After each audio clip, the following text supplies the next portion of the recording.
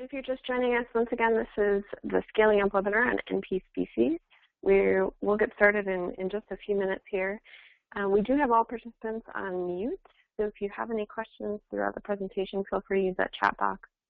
We will open it up for questions at the end as well.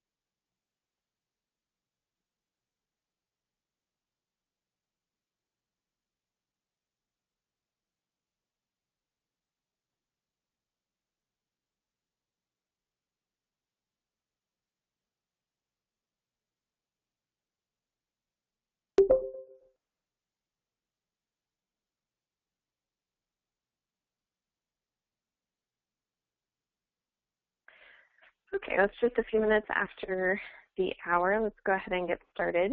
My name is Cass Hardy, and I work for the Natural Resource Stewardship and Science Director out of the Biological Resource Division. And I'm a part of the Scaling Up team, which is a work group focused on large landscape conservation within the National Park Service. And our work group has been hosting a mini-series of webinars once a month over the last couple of months. And our series is intended for a busy audience of employees and partners who are interested in learning more about the tools that we all use to conduct large landscape conservation across many landscapes. Today's featured speaker is Pete Budde, who's also with NRSS, and our topic today will be NPSpecies. Before I turn it over to Pete, just a couple things. All participants are on mute, so if you're curious as to why you're unable to talk to others, or if you're talking and you're not getting any response, we thought it might be easiest to just put everyone on mute right from the start to help with any audio concerns. With that said, feel free to use that chat box on the right-hand side if there are any questions or any comments throughout the presentation. We will be posting a couple of different links in that chat box as Pete's going through his presentation. So feel free to be watching for those links in there as well. And last item, we will be recording this webinar, so you'll be able to find it on our Scaling Up website following the presentation today. With that said, Pete, I'm going to go ahead and turn it over to you to kick us off. We'll have about a 20-minute presentation, and then we'll open it up to questions. Okay, sounds good. Thank you, Cass. I assume you can see my screen okay? Cass? Yep, I can see your screen okay. Maybe okay. People can just comment in the chat box if they can see it as well. Okay.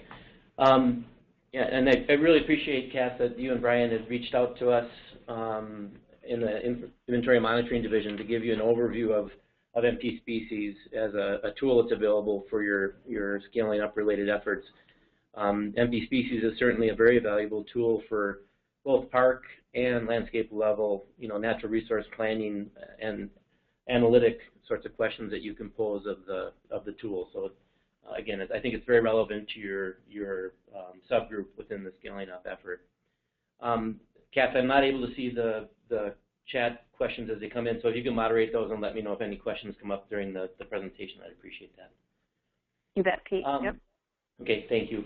So again, the objectives this afternoon and the 20 minutes that I have allotted for the discussion are, I want to give you an overview of both what NPSpecies is and its relevance not only to the National Park Service, but also to the scaling up efforts that Cass alluded to.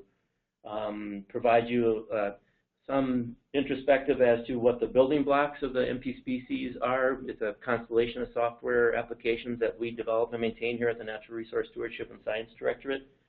Give you a little bit of a feel for its current capabilities, and expose you to some of those very quickly through some kind of demonstration, depending upon the network behaviors that we have this afternoon, and then give you some preamble as to what some of the next steps are as we embark on a revision of the application.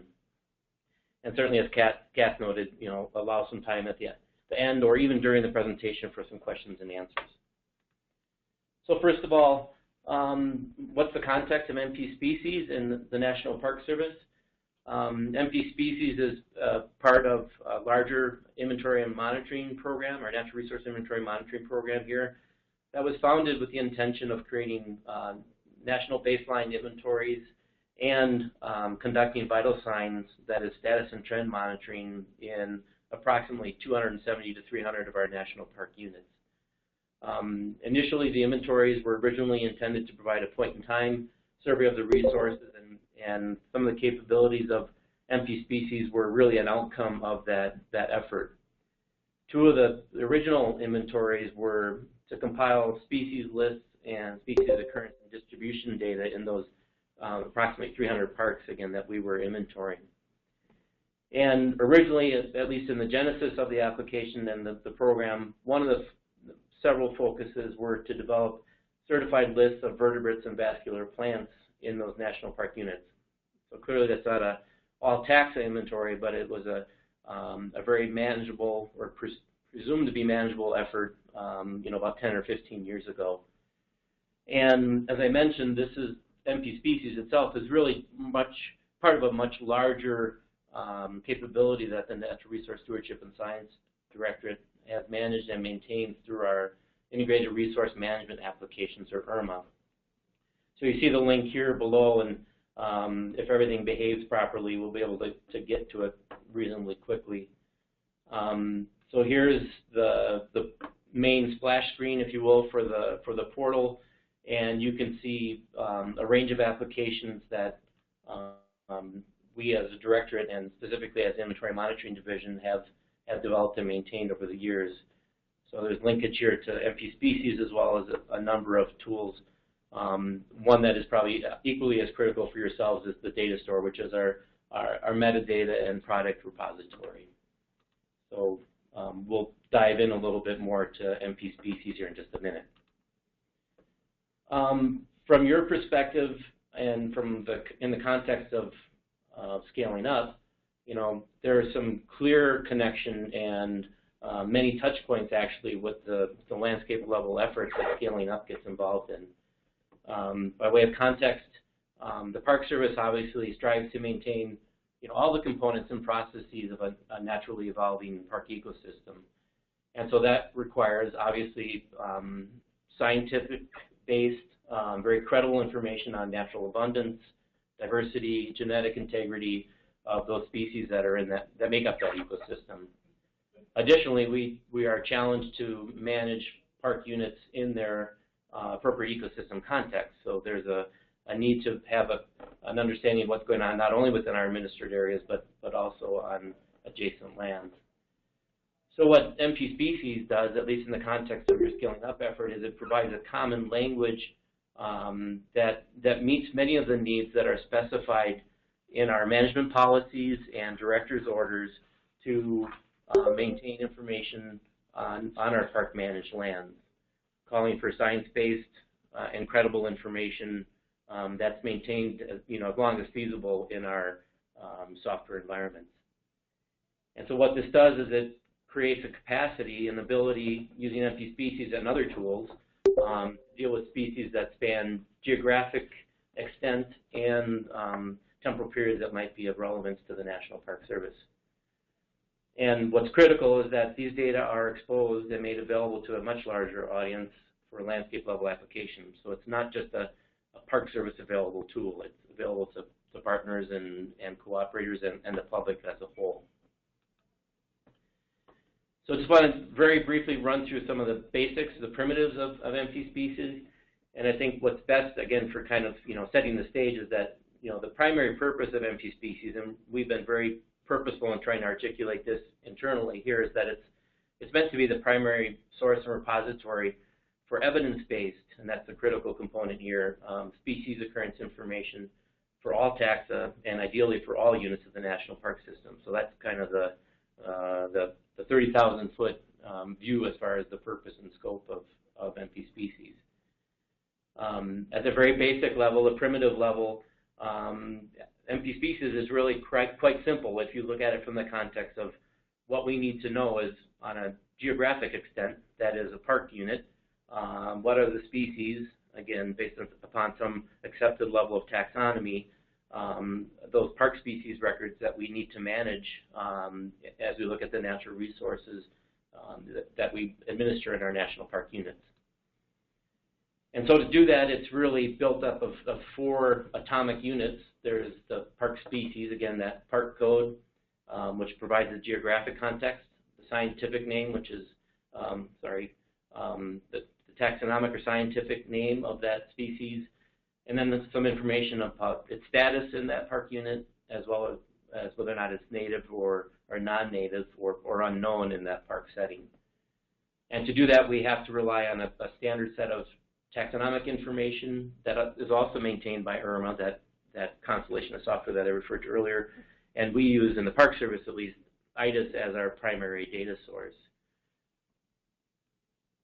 Additionally, as I mentioned, one of the key considerations of park species and NPSpecies is that it has to be evidence-based. It has to have some credible backing, not only as to what the species is, but that it actually exists or does not exist in a national park unit. So there's an evidence component to the NPSpecies suite of software.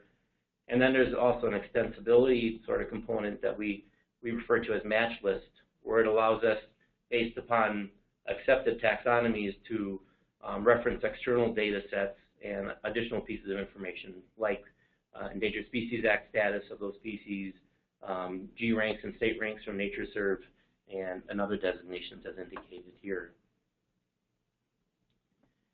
So graphically, for those of you who are more inclined to get a sense of what NPSpecies really is from a component perspective is, again, we have IDIS as our source of taxonomic information that feeds taxonomy.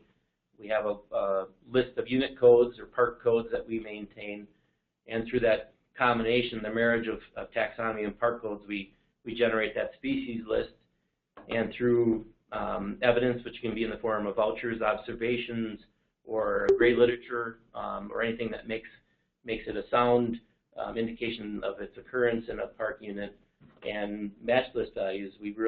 This is again, the basic levels of what comprises NPSpecies. Probably most importantly for most of you, not looking under the hood anymore, but as the expression of what NPSpecies is to a user, is the search and basic reporting capabilities. So on the right portion of the frame here, that right context is really, when you look at an individual park species profile, there's a pretty rich set of information that you get from an individual park species profile. Its scientific name, common name, the whole taxonomic hierarchy, a series of tags that we can compile through the match list, and then a list of other park units where those species occur. But from your perspective, and one of the things that I think is probably most relevant to the scaling up effort is the ability to look across national park units at species. So again, I'm just going to jump real quickly back into NPSpecies for demonstration and say that we're interested in information on coyotes in national park units. We can specify the taxonomic category that we're interested in, enter either the common name or the scientific name. In this case, if I hover in the right chunk here,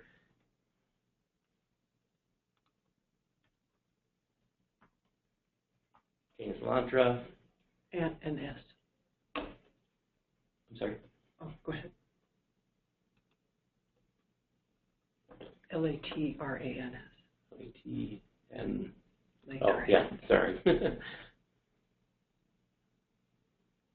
L-A-T-R-A-N-S. Sorry for my lack of Latin.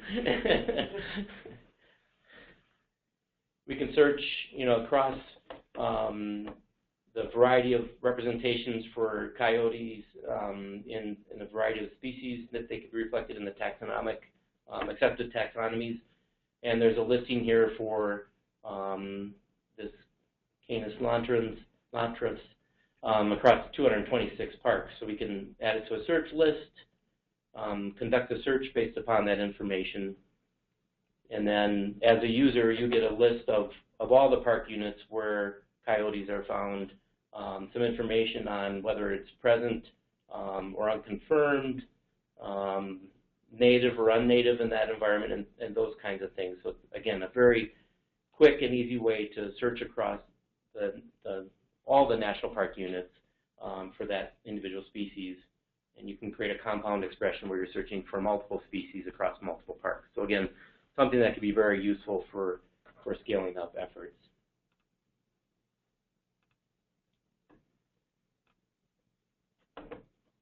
You know, kind of for control, I guess, of the content that's in the information that we maintain in NPSpecies, there's a list of roles and responsibilities that parks can assign to individuals, and we break it down by park points of contact, which have primary stewardship responsibilities for individual park units. And there can be one or multiple POCs for parks, so that people in a park or an INM network or even other organizations can help maintain the park species list. And you can also then have a wide range of editors that can include either partners or external cooperators that can also enter information into the park species list, and that's controlled by the POCs. But again, it gives great power to increase the authorship of the park lists and control the information content that's presented. For peace of mind, we do protect the sensitive information, sensitive in the sense that it might be sensitive at a administrative level. In other words, the park unit might be concerned about species that have economic value or that are subject to prospecting, or it could be based upon some authoritative level, like endangered species, where we might not want to make location information available or even give the public a sense of those species' existence in national park units. And we can also add additional information to park species, so that there's modifiers that we can apply to give information about the abundance, some of the management considerations, and again, from a scaling up perspective, whether or not species are migratory or you know, maybe transcending park managed areas and might have some issues as far as what the management considerations could be. And then lastly, from a perspective of park administration, parks can choose to have park modifiers, or what we refer to as tags, that might be giving some other information about concerns about, you know, the climate sensitivity, or even from an interpretive perspective, you know, what are the color of the flowers? Is it something that people are interested in discovering as they're visiting the national park unit, and those kinds of things? So it opens up the range of functionality. What's also very important and useful is that you don't simply have to go into the IRMA portal, again, that software environment that we've developed to see or use parks, NPSpecies data. NPSpecies data are exposed via web services, which allows you to look at information and expose it on park pages, park managed pages, or through other clearinghouses. And the one that's probably most critical for us is the bison repository that USGS publishes to. And again, just because the information might not be showing up, it could be because of it is sensitive information. So we do not expose sensitive data through these other web services. So one of the things that we're very excited about is that in the Park Service, we have a standard suite of publishing tools on nps.gov that are managed through Content Management System, or CMS. So recently we've explored and worked with our network publishers to expose that content through CMS widgets on a number of park pages. And Cass, from your perspective in Yosemite, that's one of the pilot parks that we've been working with. And so what's very attractive about this is that a park web manager can expose the content of NPSpecies through your common web pages. And the search capabilities into it are pretty Spartan, but it provides, again, the data that are in the production NPSpecies environment. So it's just another way for individuals to get to the content that we maintain in NPSpecies and expose on a park page. So again, we're trying to increase the understanding and accessibility to information through the common environment that most people reach out to. The other system that we publish to, it's a clearinghouse. It's the USGS maintained Biodiversity Information Serving Our Nation, or BISON, clearinghouse or portal. Is a very powerful way for us to integrate information that the Park Service maintains in the context of what other people have either in their herbaria or other bioinformatics systems. And it presents a map interface that exposes content for park managed data in the context of what other information is published, again, by iNaturalist, by GBIF, that's contained in herbaria, and provides a very useful interface to get to those information. We're not suggesting that every piece of species information is captured in NPSpecies. It's an evolving system. It's what we refer to as a workbench. It's a work in progress where, as information becomes available, people can publish to it, and the POCs and editors can manage what information is exposed to the public once the information is vetted. So what we have provided recently, and I think what's useful for this audience as well, is that with the relatively recent release of NPSpecies, we provide mechanisms for staff or the public or partners to make suggestions and comments on existing species lists. So you can see here from the user interface that's provided, they can identify a park and make comments or suggestions about maybe there should be changes in taxonomy, maybe there should be additions to the species list, or even comments about whether or not it's native or not native to the park. But again, an opportunity to provide dialogue between the public and ourselves to keep the content of the species list current. So kind of to wrap up the discussion here, we're also in the throes of, we've been developing and maintaining this system now for a little over a decade or 12 years. And with any complex software environment, it seems like it's in a perpetual state of development, and that's part of making it useful and adopted, hopefully, by a large number of users. So we're in the throes right now of looking at some next steps with what we should be doing and focusing on with NPSpecies. Probably the most critical piece of information is reflected here in this first bullet, that the capabilities of NPSpecies were evaluated by our sister agency, the Fish and Wildlife Service, and they've adopted the current functionality of NPSpecies and are incorporating that into their application environment. They call it ServCat instead of Irma. So we have a family of 2 now that are using NPSpecies and the current capabilities, so that's exciting that multiple DOI agencies are using the same software platform. But as we look at NPSpecies into the future, we really need to look at what might be obstacles for parks and programs to manage and maintain the information content, because it is one of many things that natural resource managers might want or need to do, and so we're looking at clarifying ownership roles, looking at some usability issues and workflows to make that easier to happen, and then introducing some desired functionality that might make it more attractive and appealing to the end user.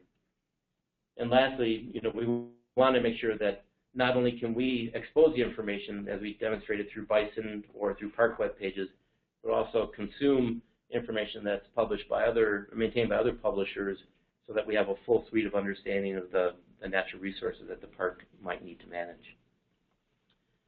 So Cass, with that, and keeping to your 20-minute time frame, opening it up for questions. Great, thanks so much, Pete. And we will unmute all participants for this session, but if you, for the Q&A, but if you want to chat your question, you can feel free to do that as well. So at this point, we'll have about 10 minutes or so for questions and answers. So if you'd like to ask Pete a question about NPSpecies, or if you have a question about scaling up in general, feel free to speak up.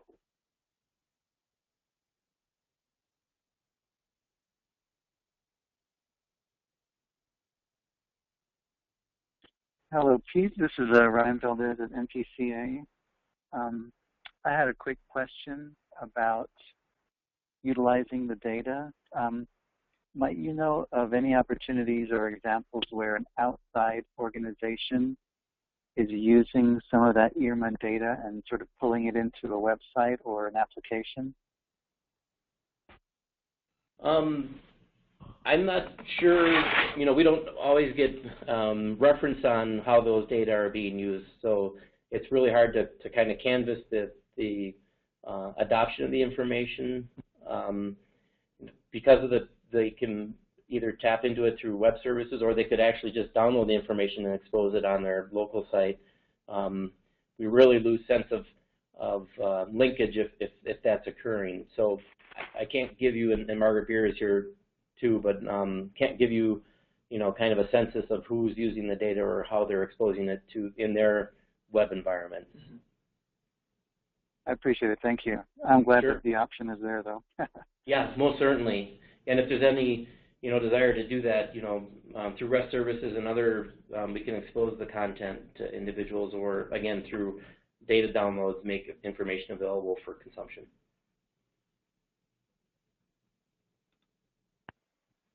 Any other questions?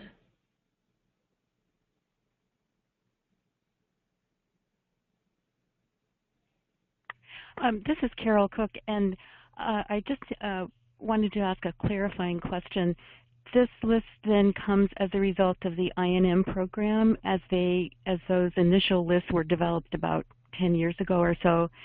Then they are now deposited on the NPSpecies site. So that's correct, Carol. I mean, the initial content that was based on the inventories of vertebrates and vascular plants anywhere from 10 to 5 years ago, it certainly reflected in NPSpecies. But many parks maintain that species list in a dynamic sense. So other taxa groups and validation of or verification or change in taxonomies are reflected in the content here as well. So while the majority of the content has its longest history in the INM program and those inventories, there's hopefully an extensive suite of information that parks are maintaining and populating in NPSpecies as well. This is John Dennis, who mentioned changing of content. If the NPSpecies operators were to change the taxonomic name based on, or actually import from IDIS a new name for something, does that new name populate through the entire database, or a park that would be used to an old name when they next visited NPSpecies would be facing the new name? John, this is Margaret Beer. Maybe I can answer that. Which scientific name a park chooses to use can be done on a park-by-park basis. So we can accommodate local park preferences for the taxonomy they want to use. Okay, so they can use whatever they want, even though all the other synonyms are in the database. That's correct. And if they decide to change a name or adopt a different name based on evolving taxonomy, the previous names that were used will continue to be tracked as synonyms. Okay. All right. That's neat, because it means they can be consistent with whatever local flora or fauna they're using. Exactly. Yeah, and they can also insert their own regional preference as well. So, I mean, it can come from another taxonomic source, but the one that we hang our hats on is IDIS. Yeah.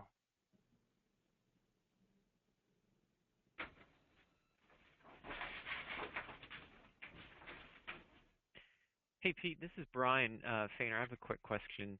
The program, is there a way that, I'm sorry, maybe I missed this, or I'm just it's not clear to me. Is there a way to share, for say you pick a park and you want to share some of this information with like an idea for all the species that are there inside your park with, a county park or a state forest or another federal land, is there a way of kind of doing just a information drop? Yeah, certainly. So as I mentioned, there's a variety of tools that you can use. And so from an individual park level, and I think I'm still sharing my screen, there's a way to generate a park list for any park. I mean, so you from a park, you go into the checklist report capability, and if I don't specify, any taxonomic group, and I just want to generate a park list, here's the list of all the parks that are in that administration area. Do you have an idea? Sorry.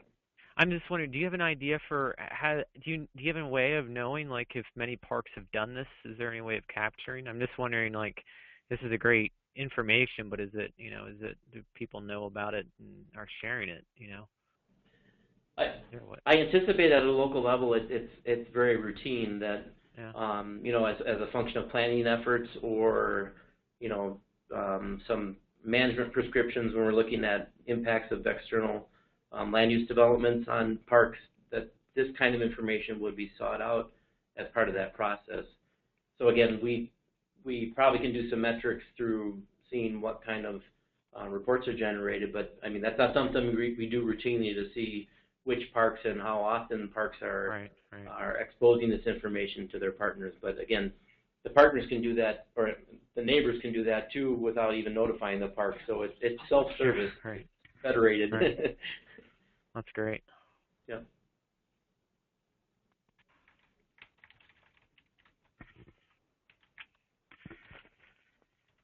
I think we have time for maybe one more question, Pete.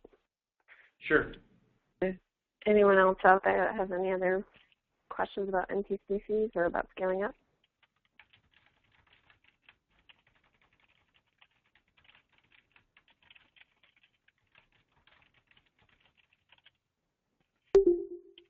Yeah, so again, I can provide my contact information, or Kath can make it available when the recording is provided, and either myself or Margaret Beer or lots of folks here in the Inventory Monitoring Division can address questions that you might have at a later date. Thank you. You're quite welcome. Yes, thank you for presenting this. Yeah, you're welcome, and thanks for the opportunity. Thanks again, Pete. And if you are interested in learning about the past webinars that we've had, I did drop in the link to our Scaling Up Toolkit site, which is an internal site that hosts all of our information about upcoming webinars and past webinars. The next webinar that we have coming up in August will be featuring NPCA with Mark Wensler, and that is scheduled for August 12th. And that's at 12 p.m. Pacific or 3 p.m. Eastern. So thanks again on behalf of the Scaling Up team for joining us today. Thank you. Thanks, Kath. Mm-hmm.